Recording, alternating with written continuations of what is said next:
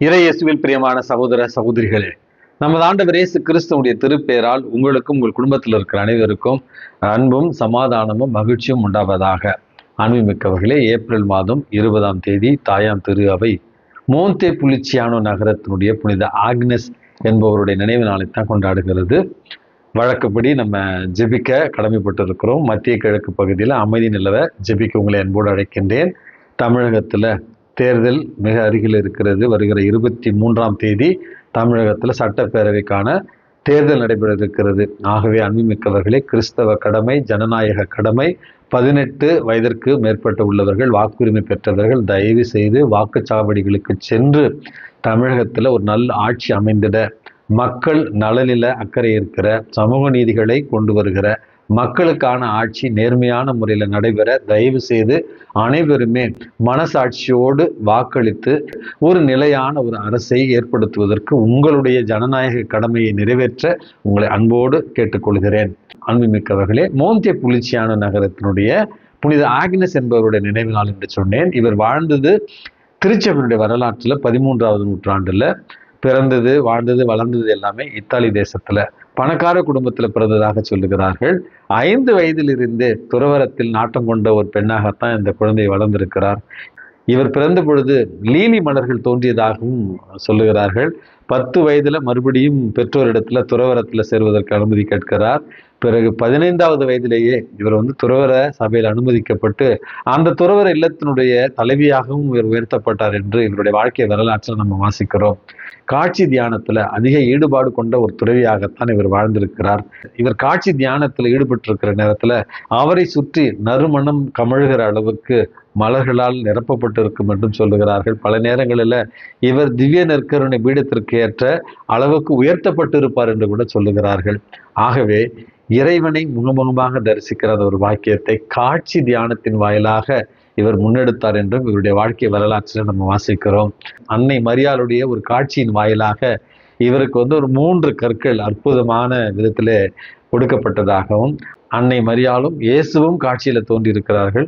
குழந்தை இயேசுவை தன்னிடத்துல விட்டுவிட சொல்லி இந்த புனிதை மன்றாடியதாகவும், குழந்தை இயேசுவை விட்டு விடுவது சாத்தியமல்ல, மாறாக இந்த 3 கற்களை வைத்துக் கொள்ள அப்படின்னு சொல்லி அந்த 3 கற்களை வைத்துதான் இவர் தொடங்கிய துறவர சபையை தொடங்கப்பட்டது என்றும் இவருடைய வாழ்க்கை வரலாற்றில் நம்ம வாசிக்கிறோம். வாழ்நாள் முழுவதும் இறைவனுடைய சித்தத்தை தாட்சியாலும் கீழ்ப்படிதலாலும் அதே நேரத்துல காட்சி தியானத்தாலும் ஏறெடுத்த ஒரு புனிதையாக இவரை நம்ம பார்க்கிறோம். இவருடைய பரிந்துரையால் நாமும் தாட்சியோடும் எளிமையோடும் வாழ வேண்டிய ஒரு வாழ்வையும், அதே நேரத்துல ஜெபத்துல இறைவனோடு இணைந்திருக்கக்கூடிய ஒரு உறவை வெளிப்படுத்துகிற ஒரு வரத்திற்காக மன்றாடி ஜெபிப்போம். அன்புமிக்கவர்களே, இன்றைக்கு நமக்கு கொடுக்கப்பட்டு இருக்கிற நற்செய்தி வாசகத்துல இயேசு 5 அப்பங்களையும் 2 மீன்களையும் வைத்து 5000 பேருக்கு மேல் உணவளித்த நிகழ்ச்சிக்கு பிறகு நடக்கிற ஒரு நிகழ்வு. இயேசுவும் அவருடைய சீடர்களும் படகுல ஏறி கப்பர்நாம் பகுதிக்கு சென்று விடுகிறார்கள். பிறகு மறுநாள் மக்கள் இயேசுவை தேடி கப்பர்நாமுக்கு வந்ததாகத்தான் இன்றைக்கு விவிலியத்துல வாசிக்கிறோம். இயேசுவை கண்ட மக்கள், நீங்கள் இங்கே இருக்கின்றீர்களா என்று கேட்ட நேரத்துல இயேசு அவர்களுக்கு சொன்ன பதில், நீங்கள் அரும் அடையாளங்களை கண்டதால் என்னை தேடி வரவில்லை, மாறாக வயிறாத உண்டதால் நீங்கள் என்னை தேடி வந்திருக்கிறீர்கள். அப்படி என்று அழிந்து போகிற உணவிற்காக நீங்கள் உழைத்திட வேண்டாம். அழியாத உணவு, அதுவும் நான் தருகிற உணவு, நிலை வாழ்வி தருகிற உணவுக்காக உழைத்திடுங்கள். அப்படி என்று என்னில் நம்பிக்கை கொள்பவர்களுக்கு அந்த அழியாத உணவு கிடைக்கும் என்கிற ஒரு பேர் உண்மையைத்தான் இன்றைக்கு நமக்கு சொல்லித் தருகிறார். இந்த நற்செய்தி வாசகத்தை நான் வாசித்த உடனேயே வேறு ஒரு நிகழ்ச்சி நினைவுக்கு வந்தது. ரயில்வே துறையில 50 ஆண்டுகள் பணியாற்றிய ஒருவருக்கு பிரிவு உபச்சார விழா நடத்துகிறார்கள். 2 ரயில் பெட்டிகளை இணைக்கிற அந்த இடத்துல சுத்தியால் அடித்து அது சரியாக பொருத்தப்பட்டு இருக்கிறதா, அல்லது ரயில் ஓட்டத்துல அந்த 2 பெட்டிகளும் பிரிந்து விடக்கூடாது என்பதற்காக ஒரு ஆணி போல ஒரு இடத்துல இணைத்து வைத்திருப்பார்கள். அதை சரி செய்வதுதான் அவருடைய ஒரு வேலை. 50 ஆண்டுக்கு பிறகு பிரிவு உபச்சார விழாவில் இத்தனை வருஷம் நான் வேலை செஞ்சேன், எனக்கு நீங்க நல்லா பாராட்டினீங்க, ஆனா ஒரு உண்மை மட்டும் எனக்கு தெரியல, எதற்காக அந்த 2 பெட்டிகளையும் இணைக்கிற இடத்துல சுத்தியால் தட்டி பார்க்க சொன்னார்கள் எனக்கு தெரியாது அப்படின்னு சொன்னாராம். அன்புமிக்கவர்களே, 50 ஆண்டுகளாக தான் என்ன செய்தோம் என்று தெரியாமலேயே அவர் பிரிவு உபச்சார விழாவுக்கு சென்றதைத்தான் நகைச்சுவாக இது சொல்லுவார்கள்.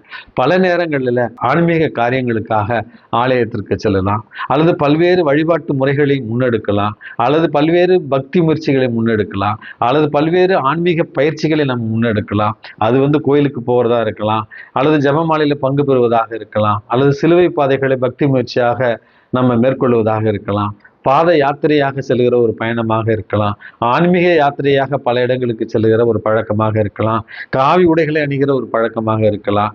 ஆனால் வெறும் வெளி வேடத்திற்காக, வெளி அடையாளத்திற்காக இவற்றை நம்ம செய்கிற பொழுது இயேசு கூறுகிற வார்த்தை, நீங்கள் அரும் அடையாளங்களை கண்டதால் என்னிடத்துல வரவில்லை, மாறாக வயிறார உண்டதால், நீங்கள் இப்படி செய்வதால் கடவுளுடைய ஆசீர்வாதம் உங்களுக்கு ஏதாவது கிடைத்திருந்தால் அதற்காக, அடையாளத்திற்காக, அல்லது இந்த உடல் ரீதியான, இந்த உலக ரீதியான ஆசீர்வாதங்களை பெறுவதற்காக என்னிடம் வருகிறீர்களா? ஆனால் அதையும் தாண்டி என் மீது உண்மையான நம்பிக்கையும் விசுவாசம் உங்களுக்கு இருக்கிறதா? நிலை வாழ்வை என் மீது நம்பிக்கை கொண்டு பெறுவதற்காக ஆலயத்திற்கு வருகிறீர்களா? இந்த ஆன்மீக பயிற்சிகளை செய்கின்றீர்களா என்கிற அடிப்படையான ஒரு ஆன்ம பரிசோதனை செய்யத்தான் இறைவன் இன்றைக்கு நமக்கு அழைப்பு விடுக்கிறார்.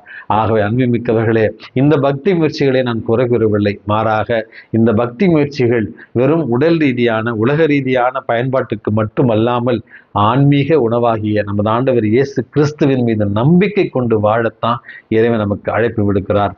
இன்றைக்கு நாம் நினைவு கூறுகிற புனிதர் மோந்தே புலிச்சியானோ நகரத்துடைய புனிதர் ஆக்னஸ் கடைசியில ஒரு 5 ஆண்டுகள் வெறும் நற்கருணையில உயிர் வாழ்ந்தார் என்று அவருடைய வாழ்க்கை வரலாற்றை நம்ம வாசிக்கிறோம்.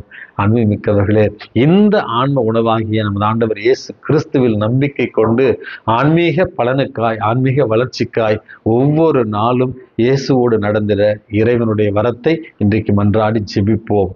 எல்லாம் வல்ல இறைவன், தந்தை, மகன், தூய ஆவி உங்களையும் உங்கள் குடும்பத்தில் இருக்கிற அனைவரையும் நிறைவாக ஆசீர்வதித்து பாதுகாத்து வழி நடத்துவாராக. ஆமென்.